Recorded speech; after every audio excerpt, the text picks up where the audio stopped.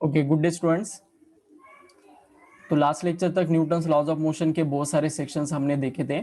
आज के लेक्चर में हम जो रिमेनिंग 2 सेक्शंस है जिसके बारे में मैंने आपको बताया था, spring force and pseudo force, तो इसके बारे में हम आज डिस्कशन करने वाले हैं।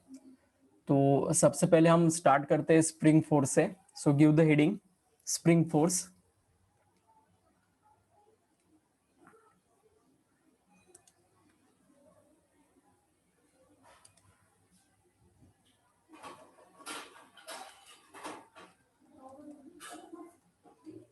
तो स्प्रिंग फोर्स क्या रहेगा आप देखिएगा।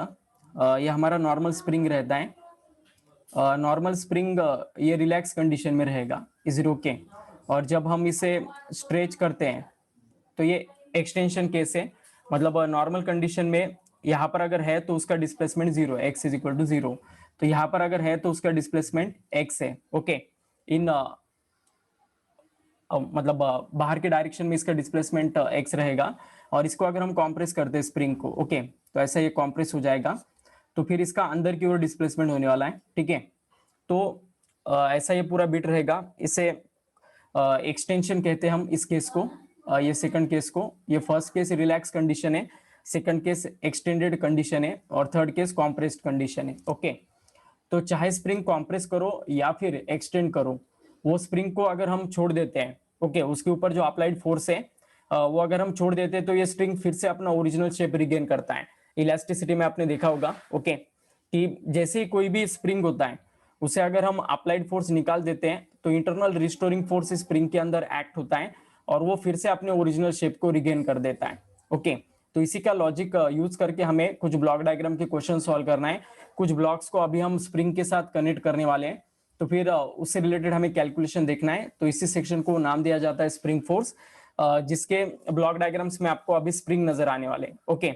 तो देखिएगा, ये जो डिस्प्लेसमेंट होता है ना स्प्रिंग का, ये और रिस्टोरिंग फोर्स कैसे डायरेक्टेड होते हैं बताओ।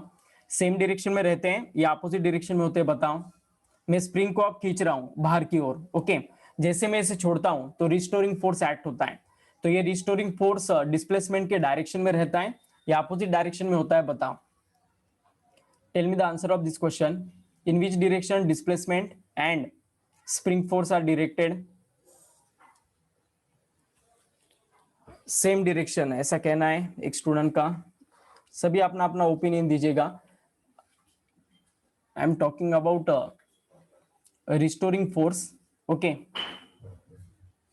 तो बहुत सारे स्टूडेंट सेम भी कह रहे हैं, अपोजिट भी कह रहे हैं। इसका सही आंसर रहेगा opposite direction, okay. Spring force और मतलब स्प्रिंग का जो इंटरनल रिस्टोरिंग फोर्स है ना, मतलब इस स्प्रिंग को मैं बाहर की ओर खींच रहा हूं तो इसका डिस्प्लेसमेंट कहां पर हो रहा है? बाहर के डायरेक्शन में हो रहा है।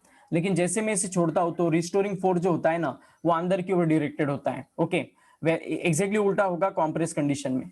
कॉम्प्रेस कंडीशन में स्प्रिंग का डिस्प्लेसमेंट अंदर की ओर होता है। जैसे हम इसे छोड़ते हैं, जो रिस्टोरिंग फोर्स रहेगा वो उसे फिर से अपने ओरिजिनल जगह पर जाने के लिए फोर्स करता है। तो जो डिस्प्लेसमेंट होता है ना, वो और हमारा रिस्टोरिंग फोर्स हमेशा एक दूसरे के अपोजिट डायरेक्शन में रहते हैं, इज इट ओके। अगर हम अप्लाइड फोर्स के बारे में बात कर रहे हैं ना, तो जिस फोर्स में हम जिस डायरेक्शन में हम फोर्स अप्लाई कर रहे हैं उसी डायरेक्शन में डिस्प्लेसमेंट होता है। तो अप्लाइड फोर्स और डिस्प्लेसमेंट स्प्रिंग का सेम डायरेक्शन में डायरेक्टेड होते हैं। लेकिन मैं रिस्टोरिंग फोर्स के बारे में बात कर रहा हूं, जो स्प्रिंग के इंटरमोलिकुलर फोर्स रहेगा, जो स्प्रिंग के अंदर प्रोड्यूस होने वाला है। तो वो फोर्स उस स्प्रिंग को अपने ओरिजिनल जगह पर वापस लाने की कोशिश करेगा। ऐसे फोर्सेस को हम रिस्टोरिंग फोर्स कहते हैं। तो ये रिस्टोरिंग फोर्स और जो डिस्प्लेसमेंट है ये एक दूसरे से अपोजिट डायरेक्शन में डायरेक्टेड होते हैं। तो ये रिस्टोरिंग फोर्स और डिस्प्लेसमेंट एक दूसरे को डायरेक्टली प्रोपोर्शनल होते हैं। जितना ज्यादा रिस्टोरिंग फोर्स होगा उतना ही ज्यादा डिस्प्लेसमेंट होता है। मतलब डिस्प्लेसमेंट और restoring force directly proportional to each other, लेकिन एक माइनस साइन दे देते हैं हम, क्योंकि रिस्टोरिंग फोर्स और जो स्प्रिंग का डिस्प्लेसमेंट है एक दूसरे के अपोजिट डायरेक्शन में होते हैं। तो फिर इस प्रोपोर्शनलिटी साइन को निकालना हो तो हम एक कांस्टेंट के साथ मल्टीप्लाई करते हैं। तो इस वजह से ये फॉर्मूला आता है F is equal to minus of K X, is it okay. तो बताओ ये के मतलब क्या रहेगा? Tell me what is the name of this constant. ये प्रोपोर्शनलिटी कांस्टेंट है इस इक्वेशन में आने वाला, जिसे हम के कहते हैं। इस के का फॉर्मूला रहेगा, अगर मैग्नीट्यूड वाइज देखते हैं तो हम फोर्स अपॉन डिस्प्लेसमेंट रहेगा, where K is called as okay. मतलब ये स्प्रिंग का जो डिस्प्लेसमेंट है ये स्प्रिंग कांस्टेंट या फिर फोर्स कांस्टेंट हम इसे कह सकते हैं, राइट आंसर है। Okay, where K is called as force constant. Okay, तो फोर्स कांस्टेंट हमें इसे कहना है। और इसका ऐसा यूनिट क्या रहेगा, फॉर्मूले से आप निकाल सकते हो, इसका फॉर्मूला है फोर्स अपॉन डिस्प्लेसमेंट। तो फोर्स हम न्यूटन में मेजर करते हैं और डिस्प्लेसमेंट मीटर में, तो इसका ऐसा यूनिट रहेगा newton per metre. Is it okay? Always remember this, newton per metre इसका ऐसा यूनिट रहेगा और इसका सीजीएस यूनिट आएगा dyne per centimetre. Okay, this K is called as proportionally constant, in this equation it is called as force constant. तो इसे force constant कहा जाएगा। अभी डायमेंशन भी बता दो, डायमेंशन क्या रहेगा, फोर्स का डायमेंशन आपको पता है m1 L1 T⁻⁻1 है, अभी उसमें से L1 निकल जाएगा। Is it okay? क्योंकि नीचे भी L1 है, ऊपर भी L1 है। ओके, तो इस वजह से m1 T⁻², बस इतना ही डायमेंशन रहेगा, L0 रहेगा। ओके, क्योंकि आपको पता है नीचे L है और ऊपर भी L है न्यूटन के अंदर, वो दोनों एक दूसरे को कैंसिल आउट कर देंगे। सो m1 T⁻², this is the dimension for force constant. तो ये फोर्स कांस्टेंट का डायमेंशन रहने वाला है। Is it okay? तो ऐसा ये बीट रहेगा। Is it okay? तो अब स्प्रिंग फोर्स अगर निकालना है ना आपको, ओके, स्प्रिंग के अंदर का जो फोर्स रहेगा ये आपको अगर निकालना है तो कौन सा फॉर्मूला यूज करोगे, F is equal to KX। अगर वो अप्लाइड फोर्स निकालना चाहते हो तो, रिस्टोरिंग फोर्स निकालना चाहते हो तो फिर वो F is equal to -KX रहेगा। Is it okay? F is equal to -KX restoring force के लिए और F is equal to KX applied force के लिए। समझ में आ गया कि कब प्लस लेना है और कब माइनस लेना है? Is this concept clear to all of you?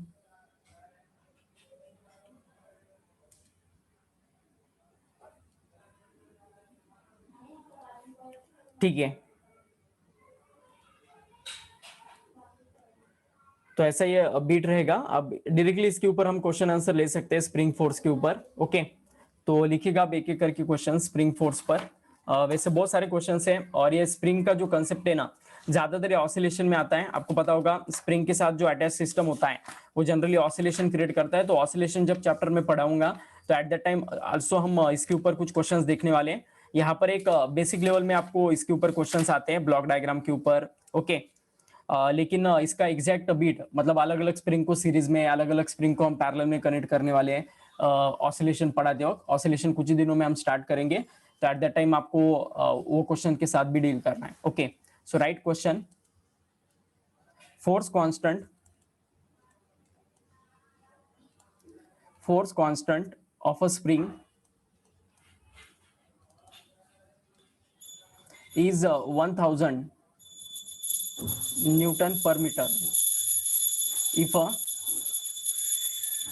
10 kg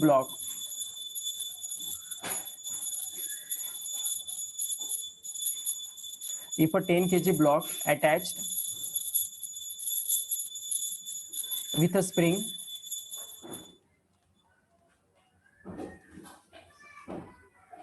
is in equilibrium.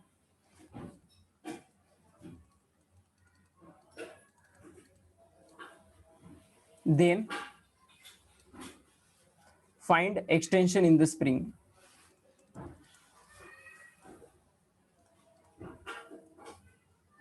Then find extension in the spring.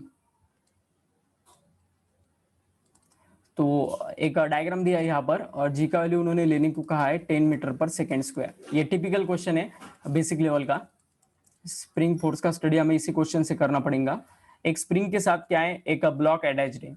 इस ब्लॉक का मास आपको दिया है 10 kg। ओके, और स्प्रिंग का फोर्स कांस्टेंट दिया है that is 1000 Newton per metre. Is it okay? बस इतना ही डेटा गिवन है और हमें क्या निकालने के लिए कहा है, find the extension in the spring. सबसे पहली बात, ये स्प्रिंग इक्विलिब्रियम में है, सबसे पहले ट्रिगर करना कि ये स्प्रिंग इक्विलिब्रियम में है। ओके, उसके बाद ये जो मास अटैच है इसका वैल्यू 10 kg दिया है आपको। ओके, तो अब इसका एफबीडी हमें निकालना पड़ता है। ओके, अगर मैं एफबीडी निकालता हूं, एफबीडी ऑफ 10 kg ब्लॉक अगर मैं निकालता हूं तो आप देखिएगा ये जो स्प्रिंग फोर्स होता है ना, ये इक्वल है ना, मतलब यहाँ पर अगर आप देखते हो तो यहां से हमें ये ब्रेक करना पड़ेगा। ओके, यहाँ से टेंशन टी रहेगा और ये टेंशन टी मतलब स्प्रिंग फोर्स की वजह से प्रोड्यूस होने वाला है।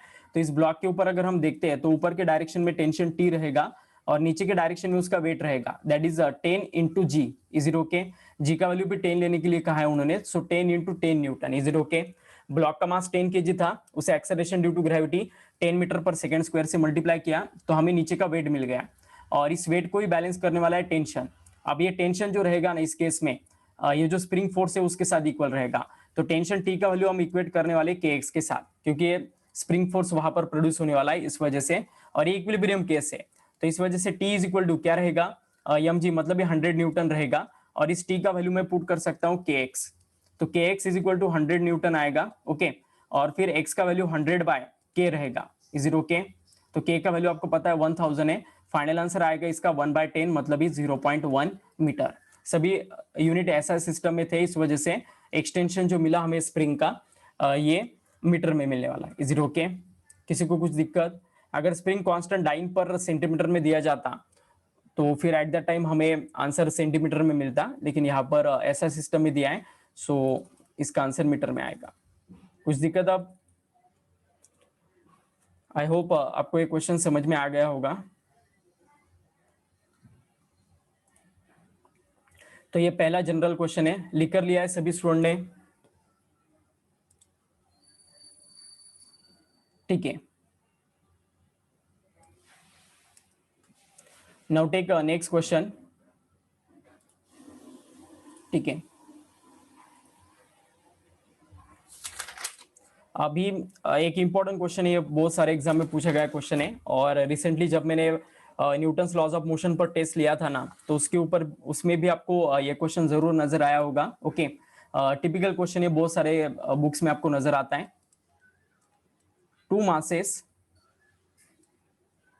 of 10 kg and 20 kg respectively are connected by a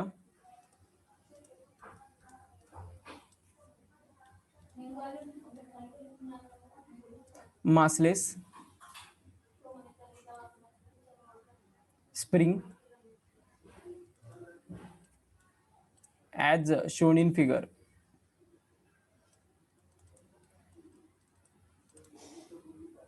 A force of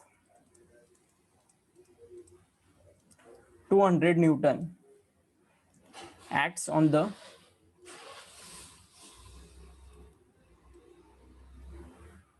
(20 kg) mass at the instant when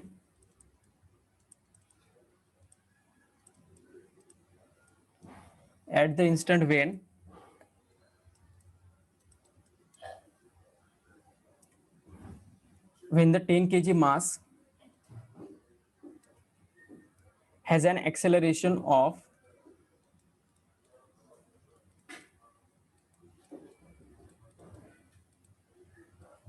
12 meter per second square towards right.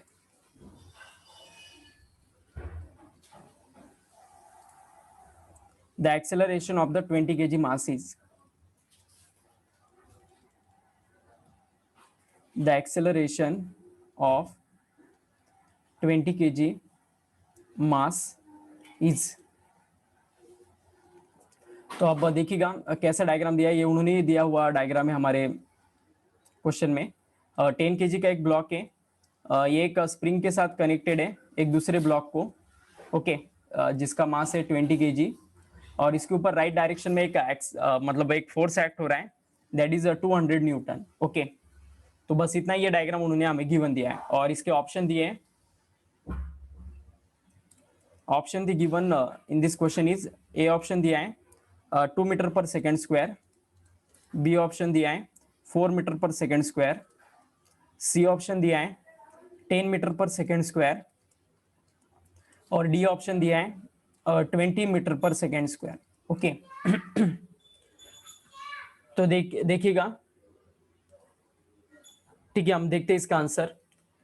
देखो अब 10 केजी ब्लॉक क्या क्या कहा है उन्होंने, 2 masses 10 kg and 20 kg respectively are connected by a massless spring as shown in figure. तो ये spring का मास कुछ भी नहीं है, a force constant of a force of 200 Newton acts on the 20 kg mass at the instant when 10 kg mass has an acceleration of 12 metre पर second square towards right.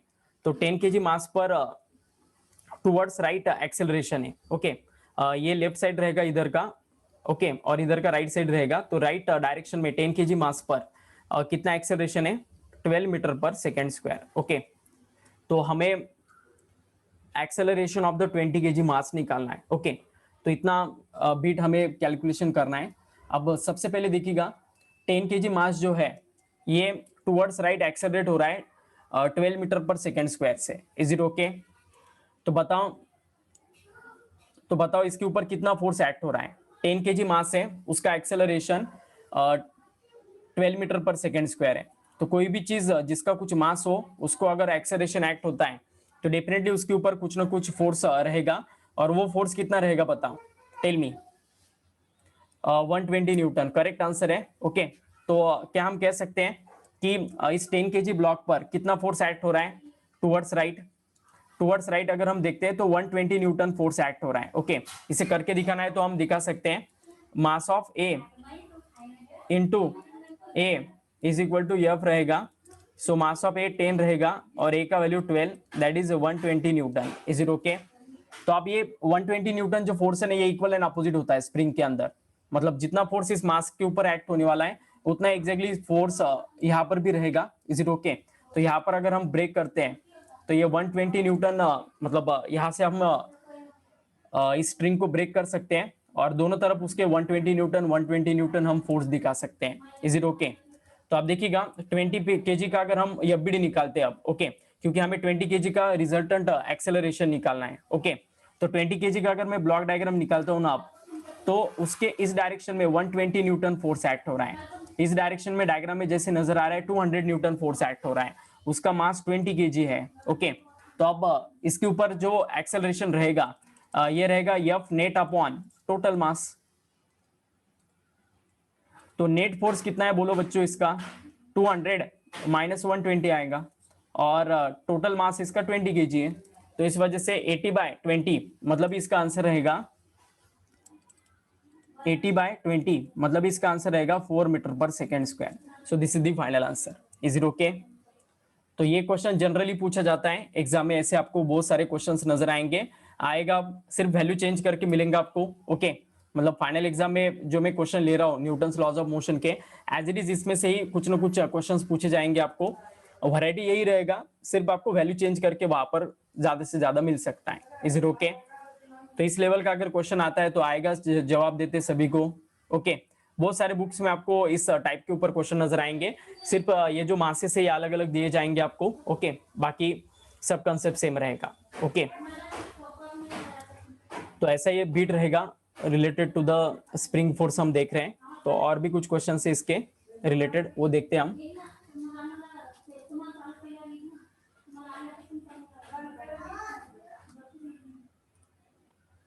तो देखिएगा अब नेक्स्ट क्वेश्चन है. नेक्स्ट क्वेश्चन बहुत ज्यादा conceptual है, अच्छे से इसे याद रखना. ये हायर ऑर्डर के एग्जाम में पूछा जा सकता है, जैसे जेई मेन, एडवांस, नीट में भी आ सकता है. ओके, मतलब थोड़ा इसका लेवल हाई है बाकी के क्वेश्चन से. स्टार मार्क करना इसे. ये ऐसा क्वेश्चन है ना, कुछ क्वेश्चन ऐसे होते हैं जो हमारा कंसेप्ट क्लियर करवाते हैं. तो ये उसी टाइप में रहने वाला क्वेश्चन है जो आपका कंसेप्ट क्लियर करने वाला है. इस वजह से इसको प्रायोरिटी के साथ मतलब अच्छे से याद रखना. इसको लिखिएगा आप क्वेश्चन को. 2 blocks A and B of same masses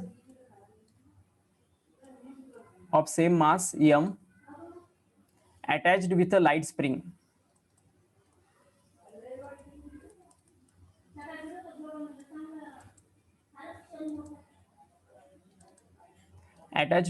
spring are suspended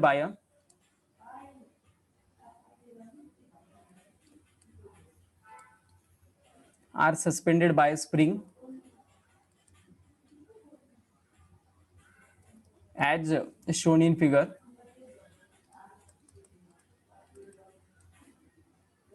Find the acceleration of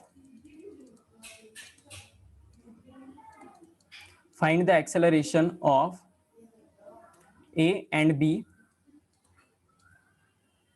find the acceleration of the A and B just after the spring is cut.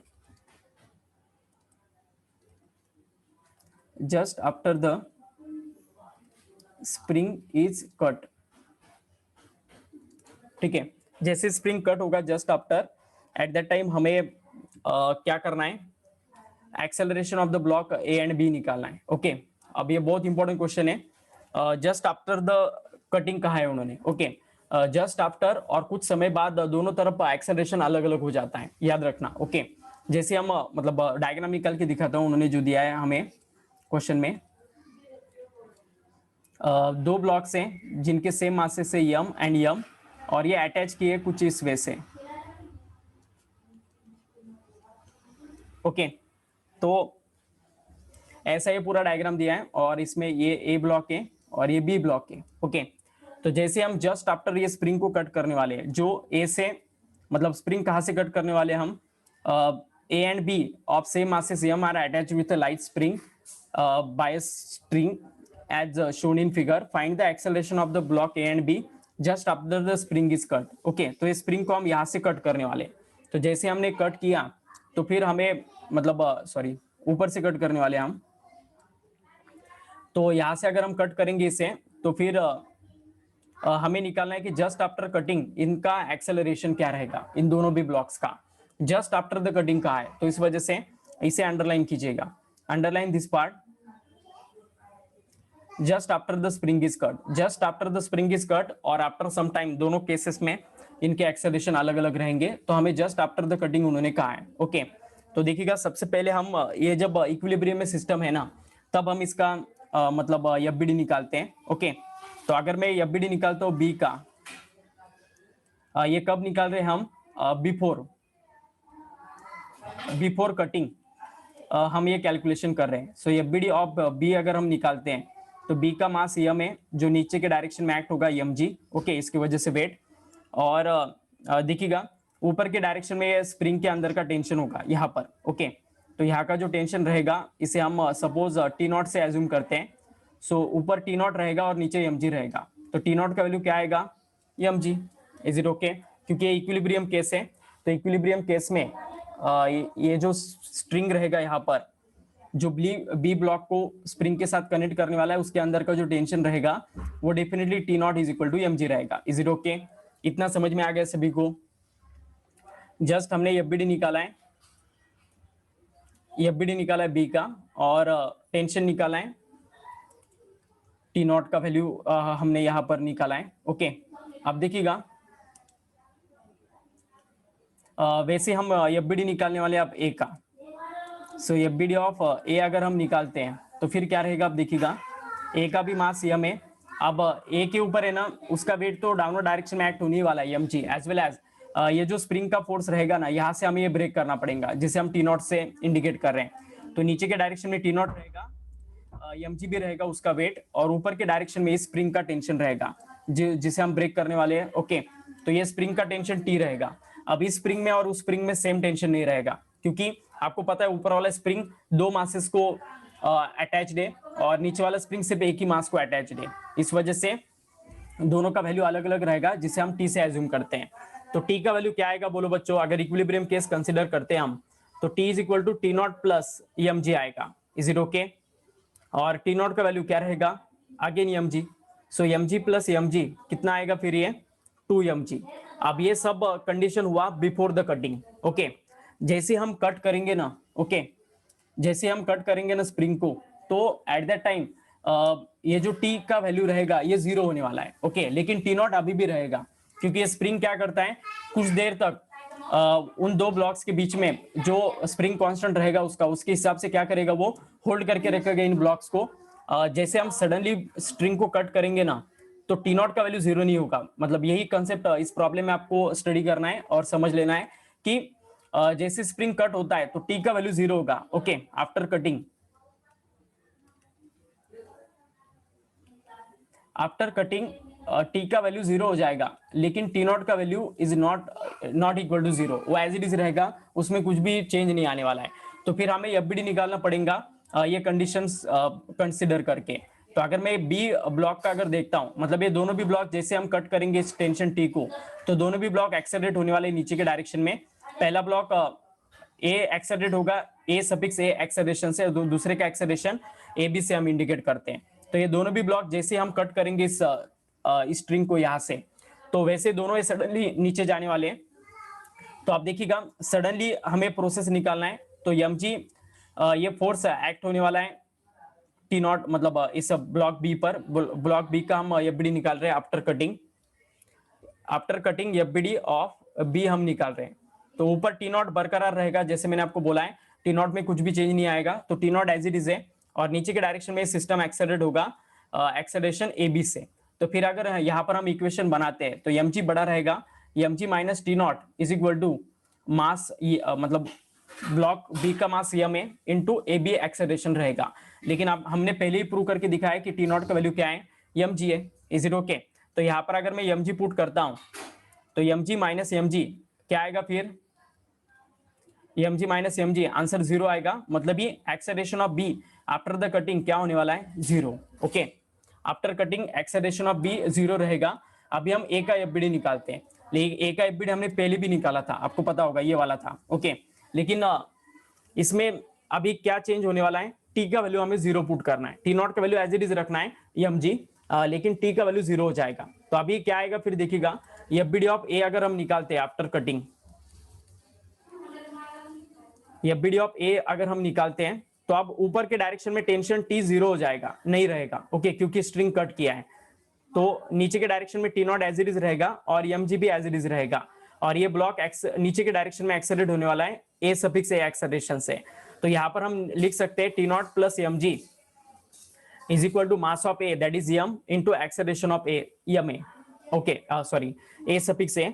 तो आप देखिएगा टी नॉट का value भी M G है, तो M G plus M G 2mg होगा। तो 2mg is equal to M into A suffix A रहेगा, यम यम गेट कैंसल।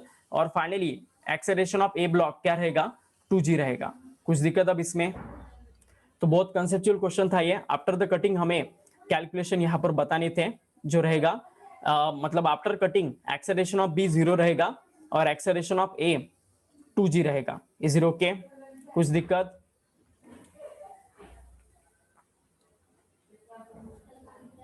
आ गया समझ में सभी को?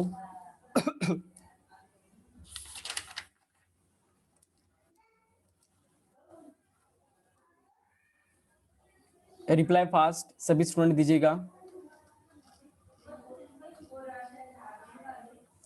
This concept is clear to all of you? ठीक है, तो इस लेवल के क्वेश्चंस आपको पूछे जाएंगे स्प्रिंग फोर्स के ऊपर। ओके, तो एक जनरल लेवल तक लिया ये मतलब स्प्रिंग फोर्स का कंसेप्ट हमने, मतलब ऐसा नहीं कि बहुत मतलब हायर लेवल पर लिया है, लेकिन जितने भी लिए सफिशिएंट उतना आपको कंसेप्ट समझने के लिए काफी है। ओके, तो इतना ही स्प्रिंग फोर्स का कंसेप्ट रहेगा। नेक्स्ट लेक्चर में हम अब सूडो फोर्स के बारे में देखेंगे। तो इस लेक्चर में इतना ही।